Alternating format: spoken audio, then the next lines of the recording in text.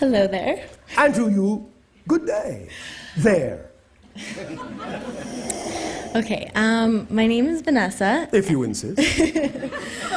I'm from Vancouver, Canada. Oh, all right. And Van from van. Yes, yes. I just moved here recently, about a little over a month and a bit. A month and a bit. And what first brought me to Sedona, I actually was inspired to come here to Angel Valley. And I spent about a week here, and a couple of weeks after that, next thing I knew, I was moving down here. Oh, all right. In the matter of 1 month, I'm now living here and had the opportunity to be involved here at Angel Valley and actually have the opportunity to help with this event. And Oh, all right. Well, thank you for acting on your excitement and flowing energy into the co-creation of this interaction. well, thank you for being here.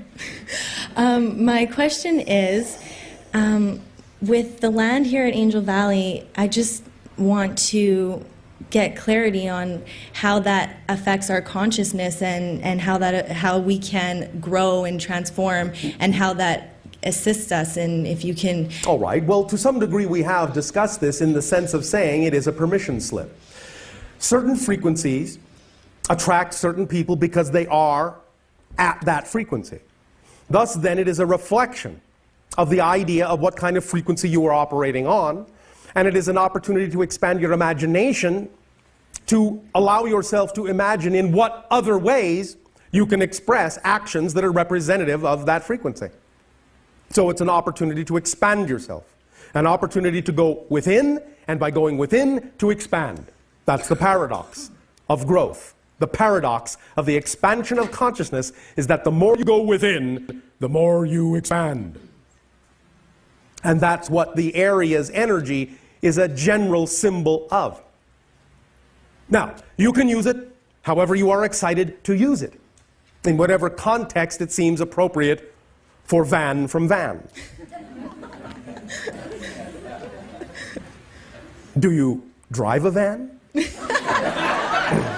Did van drive a van from van? No. Oh, all right. Well, I would simply suggest that as you have allowed yourself to be where you are, and as you recognize that it is an opportunity for you to expand your imagination in whatever way, shape, or form gives you the highest joy, I would simply strongly suggest that you take advantage of it.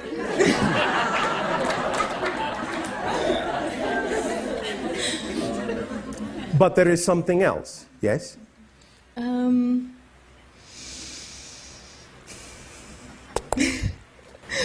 I don't know. Yes, you do. I'm just so grateful to be here and just excited in feeling the energy in this event, that I got to have the opportunity to be here and to feel all the collective energy that we're all sharing, and just how we can create more of this for the future, and just, you know, coming towards the date of 2012, and just, I think that this place is such an amazing place that we can be, and that I have that ability now to use my imagination and my creativity to bring people again, like this event today. Van. Yes. Are you an artist? An artist? Yes. Was the translation unclear?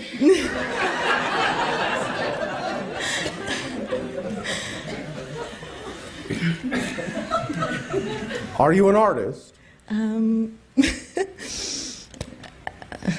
It depends. I mean... It depends on what? What you define artist as. How do you define it?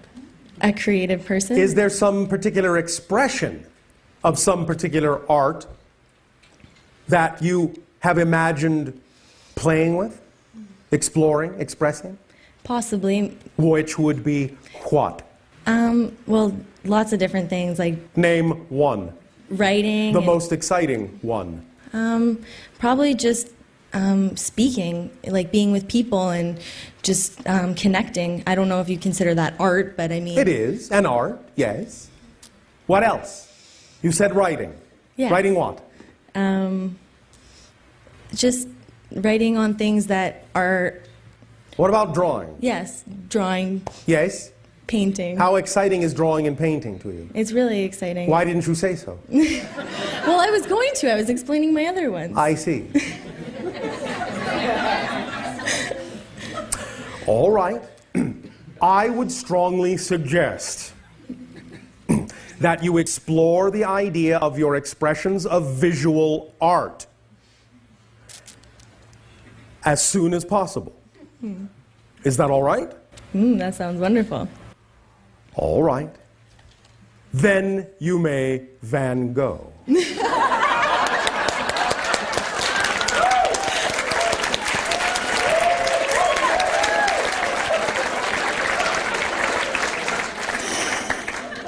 Thank you, Bashar. Thank you for being here. Hello, Bashar. And you good day. I'm wondering if you can give me a clue about what happened to me in my past. Which part of it? And when I was 42, or when I was 44 in 1992, I was at a hotel on the beach in Oregon, Yes. and I was sound asleep, and I woke up to bright lights shining in Yes. the window, and May I interrupt you for a moment? yes, May I ask you a question? sure. Why is it humans say they are sound asleep when they usually want it to be quiet so they can sleep? I don't know. All right, well, think about it Okay. and go on. Okay, and it was very noisy, so it woke No, me up. yes. Oh, so you were sound asleep and then sound awake. Yes. Oh, all right. And so I thought that it was dune buggies, and they were shining their headlights in. And Yes, so well, I woke up very that's annoyed. called a screen memory. Do you understand the terminology? No. A screen memory is something that either your own consciousness does or something that is a suggestion given to your consciousness so that it will have a certain symbol that is different than what is actually happening. A symbol that it can deal with, that it can relate to, different from what is actually happening so that you will not be afraid. Yeah. You understand? That's what it was. Yes. When I woke up in the morning, I looked out, and well, at the time, what I did was just sort of lean up and motion and be and look very annoyed at them. Yes. To get them to go away. Yes. And then, as far as I know, they went away, and I went back to sleep. And Yes. then when I woke up in the morning, I looked out the window, and it wasn't right on the beach as I'd thought. It was way up high on a cliff, so it couldn't have been Dune buggies. dune buggies. Yes. So Yes. I was wondering if Many of you have these kinds of encounters. Many of you have been given screen memories to cover up these encounters for a variety of reasons.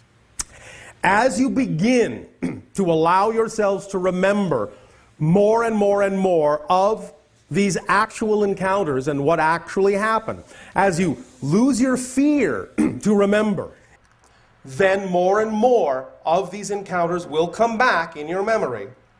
And as more and more of these encounters come back in your memory, the degree to which you remember these encounters will be utilized as a barometer to gauge when you will actually be ready for conscious contact instead of unconscious contact. You follow? So it was ETs that It were. was a contact of something outside your dimensional realm. I'll just put it that way for the moment. Okay. Now, the idea also being to understand that as many of you are having these kinds of experiences, it is also, of course, serving many different kinds of agendas, not just one, but that is one way in which this can be utilized, regardless of who you may be interacting with, or of whom for the Properians. So the idea is to simply allow yourself to know there really is nothing to fear. And the less fear you have about what you will discover in those awakening memories, the more you will actually wake up in those quote-unquote dream-like encounters. And the more you wake up, in those dreamlike encounters, the more you will realize who they are, who you are to them, and what you have agreed to participate in the aiding and the assisting of the transformation and the shifting of your collective consciousness. Do you follow? Yes. Is there some other aspect of this you wanted to explore? I wanted to know whether that was, in fact, all that happened in the contact. They just came and then I motioned them to go away and No. they went away. That is not all that happened. Oh. Can you tell me what else happened? No. Oh. Except that I can tell you, you were given information to see how you would use it on Earth. You also participated in supplying information to children in that reality to help them understand how to interact in the future on Earth. You follow me? Yes. Does this help you? Yes, it does. Thank you very much. Bashar, it's And a you Christine. good day. Hi. Well, I am so excited to be here. I'm finding that in my life that it's harder to be not excited than it is to be excited. So I'm excited all the time and following it all the time. Yes. And I'm finding that because I'm doing so, synchronicities happen to me, magical synchronicities Of happen course, all that's the time. par for the course Right. of acting on your excitement. Exactly. So, following my excitement, one thing I did lately was I've always had this thing about not having enough money to get a website for my paintings. Yes. And thinking, oh man, so I'm going to have to pay him every time I want to put something in or something out. Oh, woman. I know. So I said, I'm going to see if there's a free one. So I followed my excitement. I found this free website that I can make as big as I want All right. for free. Thank you. So I've made this monster. Monster. A wonderful monster. Oh, all right. And one of the things that I decided to do was to look up my name and see what the definition of my name was. Yes. Because my last name is von Lossberg. Yes. And it has the word loss in it. So I always thought, it's a loss. There's a loss in my name. So I found out that my last name means from Red Mountain. Oh, all right. And now you are surrounded by them. Exactly. And so I thought that was pretty exciting. And now I went to Germany and saw my daughter. Yes. And I painted this painting All right. that I named Star Angel. Yes. And I made it without the wings. All right. Because I think angels don't really have wings all the time. Well, not in the sense that you mean it physiologically. It's mostly a physiological Earth space-time interpretation of a certain degree of energy frequency that makes you see or symbolize that energy as wings. As someone that can transform into higher Yes. levels, right? Yes, yes, yes. Well, a long time ago, we had a one-on-one, and I was talking with Anima. Yes. And just curious, is she there? She says hello. Hi, Anima, my love. So, She is right now engaged in sociological interactions with another civilization coming into the alliance. oh, great. Oh, wonderful. So, I think because we're here at Angel Valley, Yes. I followed the van, and I look at it in You front of... followed her? Yeah, I did. I did. I actually all right. did, too. All right. And the white van is in front of me when I came down the road. Yes. And I look at it, and it says Angel VL. Yes. Von Lossberg, right? Yes. VL, right now. Because every time I see a VL, oh, there's one with my initials. More synchronicity that you So have there set was- up for yourself to allow yourself to know your own markers for when you are on your path of least resistance. Right. Now, the That's what other- synchronicity does. Exactly. That's why many of you see the same numbers over and over and over again, or the same 111. symbols over and over again. You are laying down markers, breadcrumbs, to follow your path home. I know. Well, here's my big breadcrumb. So here's the funny thing. Yes. The first time I came here, I was following my excitement with my best friend who has since passed over, Oh, all right. Lola. And we Did she got get her- what she wanted? I think so. Oh, yeah, she did. And it's just all this synchronicity. Well, let it sink in. Okay. Okay, I'll have to listen again. I got to tell you about the dream I had. Yes. So Well, if you gotta. I gotta. So we're trying to help handle her cancer. Yes. So we say, let's go to Sedona. And we have no money. We're just like on a fume and a prayer, we're going to get there. So we get in the car, Rosebud, my car. Oh, all right. And the first thing that gets in front of us is a big truck with a great big red phoenix on it. So we said, okay, transformation. Yes. Followed that guy a long way. Yes. And we land here in this place called... But it's not just transformation. The No. phoenix symbolizes the idea of rising from the ashes of the old. Yes, exactly right. I know that. So we land in this funny place called the White House, and it was just the soup and sandwich and the pool table, Yes. and the shaman who comes and sits with us. Yes. So we talked to him, and he wants to take us to this place called the Golden Arch. Oh, all right. And we said, okay, that sounds great. Not McDonald's, no. So anyway, we're going to meet with him the next day, but we look out and we realize that, my gosh, I'm sitting here at this gallery that's called Gods and Goddesses. Yes. And then there's this gallery next to it called the Angel Gallery. Yes. So I go, I know those guys. They had come to me at an art show and said, why don't you put your art in here? And I said, okay. So I went and saw them the next day, and then I went to the Angel Gallery.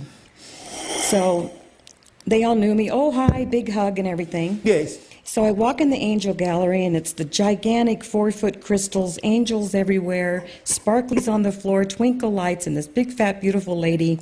Big, fat, beautiful lady. Oh, she was gorgeous. Oh, all right. With a big round face. And Yes. hi. And her name is Joy Star, of course. Oh, all right. So she asked us, you can just come stay with me. Because we had nowhere. We were just Yes. following our excitement. Yes. So I said, Joy, can I sleep in the gallery?